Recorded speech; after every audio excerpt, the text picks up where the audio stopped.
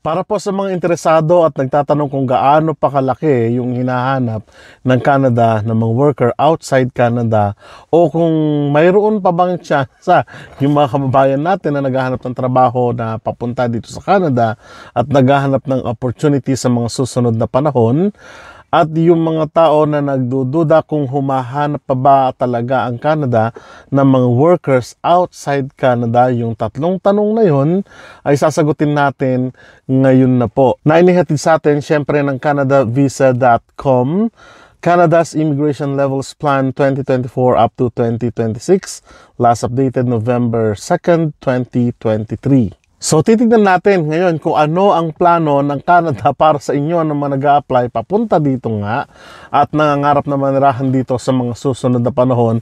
At specifically, titignan natin yung mga numbers or exact numbers na ipinalabas syempre ng immigration at syempre ng sa pakipagtulungan ng ESDC, Economic Development Ministry ng Canada.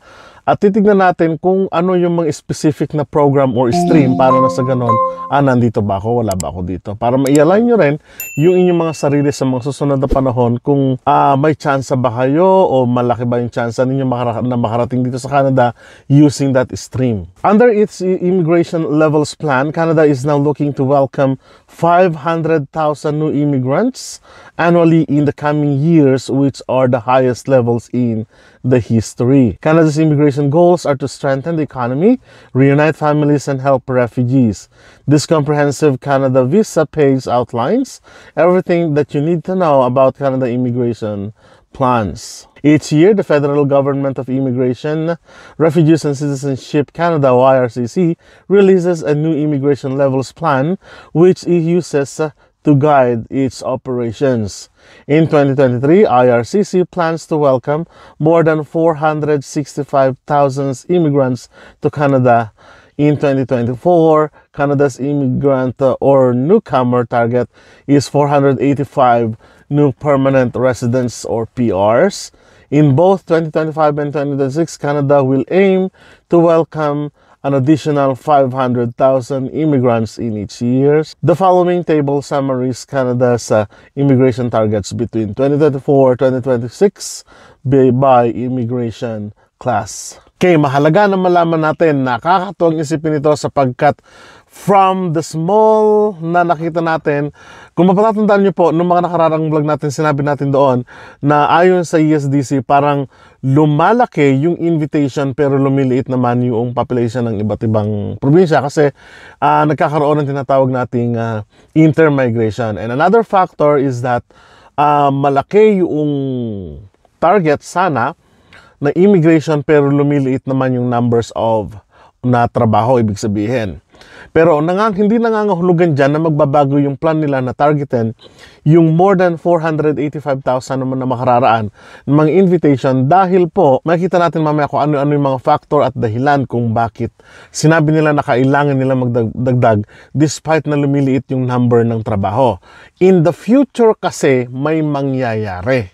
At inaasahan ito o predicted na ito ng Government of Canada na ito yung mangyayari. Dapat yung kakulangan natin ngayon dapat mapunan kapag dumating na yung panahon nito. Makita nyo po yan mamaya, no? Pero pag-usapan muna natin yung exact numbers per program. So pag-aralan po natin yung table na nakikita nyo ngayon sa inyong harapan, immigration class year from 2024 hanggang 2026, no?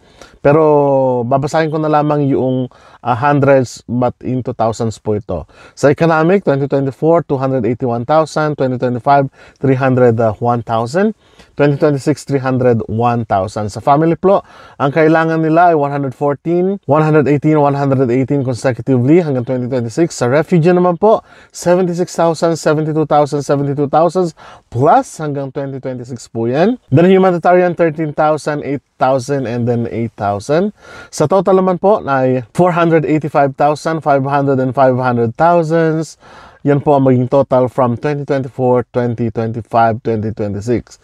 So nangangahulugan sa makatwid, sa 2024, ang kailangan po nila ay 485,000, sa 2025, 500,000, and then 2026, 500,000. Kung hindi man ito yung pinakamalaki, malaki pa rin pong bagdan yan kasi 500,000 na tao ang kailangan nila for 2025 up to hanggang 2026. So napakalaking bilang po ng tao na yan sa iba't ibang program ng Canada from Economic to Refugees program, no? So kung makikita natin 485 lang nung nakararaan pero dinagdagan pa ito at ginawa at sineksakto na nga na 500,000. So ibig sabihin niyan, kung kayo ay naka-apply ngayon, pwede kayong pumasok ng 2023, no?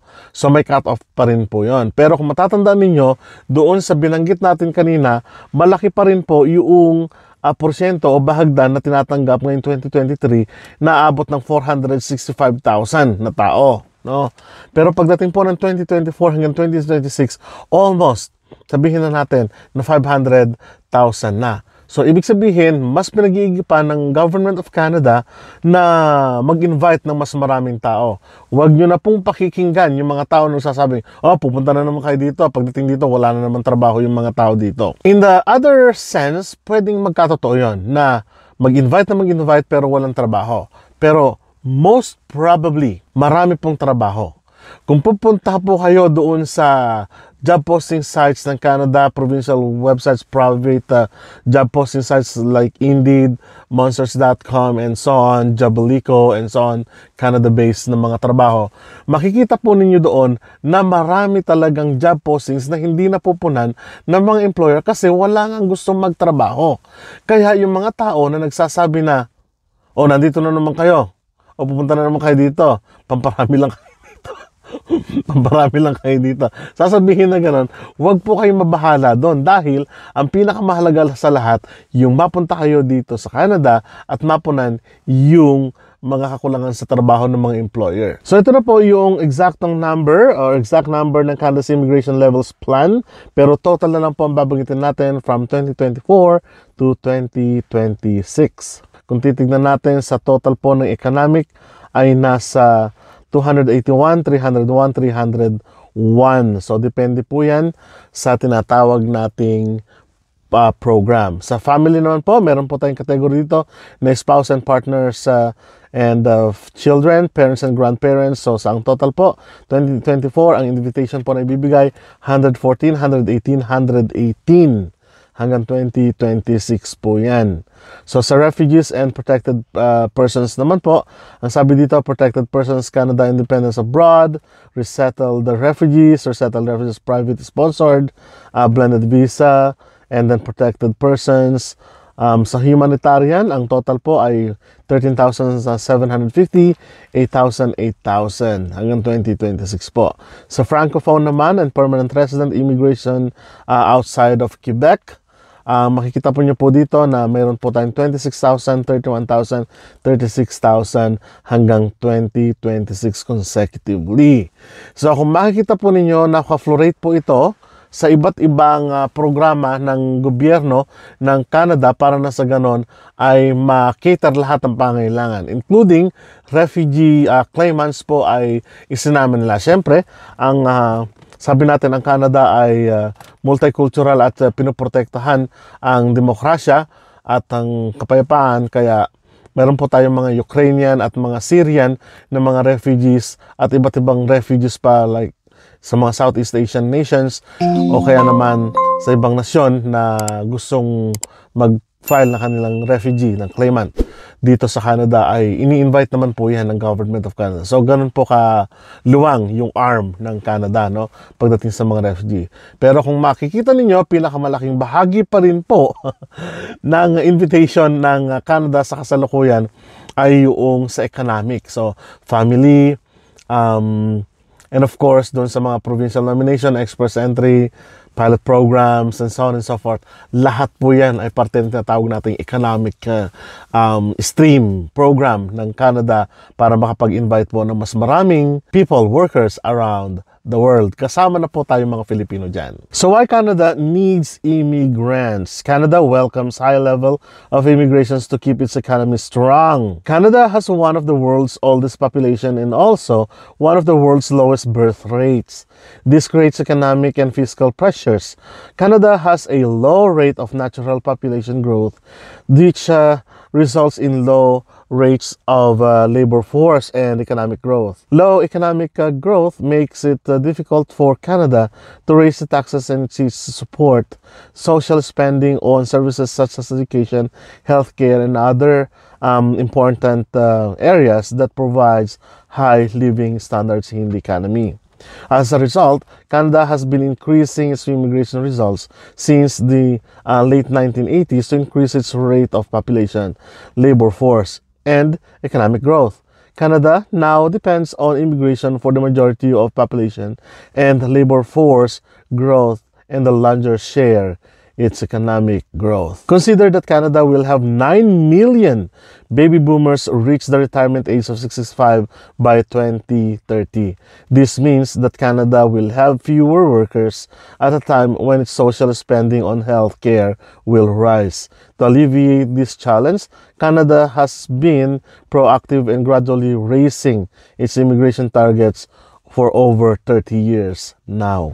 Mukhayain niyo po yan, ano? 9 million ang magre-retire pagdating po ng 2030. Kailan lang, ilang panahon na lang po yun, ano? Pero nagsimula yung immigration, pagtaas ng immigration levels plan ng 1980s pa. So, ibig sabihin, kung 1980s pa at 1990s pa, at tumatapos hanggang sa kasalukuyan yung program na ito, ibig sabihin tuloy-tuloy yung programa ng government para ma-supplyan yung mababa kasi yung birth rate o yung pagkapanganak ng natural born dito sa Canada. So, kailangan nilang mag-invite ng mga tao para matugunan. So, sabi po doon, tumataas yung health na gastusin sa health, pero bumababa ang population na nagko-contribute. Hindi naman nila tinatago no? Na kailangan nila ng tao para may magbayad ng tax. Kailangan nila ng tao para may magtrabaho. Kailangan nila ng tao para mag-distribute ng pagkain. Kailangan trabaho para mag-serve, para magkaroon. Let's say, lumayo na tayo sa kaisipan na, sa Canada, alilain ka dyan. Sa Pilipinas ba, nagtatrabaho ka, pero pagdating ng panahon, pamilya mo pa rin ang gumagastos sa health mo, di ba? Yun ang katotohanan doon. Pero po dito sa Canada, hindi ako, medyo nagdaramdam ako sa mga tao na nagsasabing, inaalila kayo ng Canada. For me, it's not. For me, it's not. Kasi, pagtanda ko, alam ko na yung health benefits ko, makukuha ko. Yung pension ko, makukuha ko. And at the same time,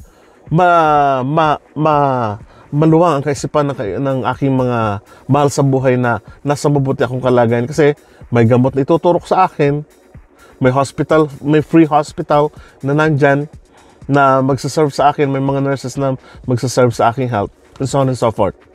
Hindi ako mag-aalala na pagdating ng panahon, nandun ako sa bed, nasa isang kwarto, walang nag-aasikaso, something like that. Yung family circle mo lang. So, sa health natin sa Pilipinas, hindi tayo ganun ka-excellent, hindi po ba? Compare dito sa Canada. Not to compare, kasi lumaki na tayo doon, ano? But what I mean, umalis na tayo sa kaisipan na aalilaan tayo ng Canada pagpunta natin sa Canada. Natural, kailangan natin magtrabaho. Pag-usapan po natin yan sa mga susunod na vlog. Maraming salamat po at kita-kita po tayo sa mga susunod na vlog. Hanggang sa muli!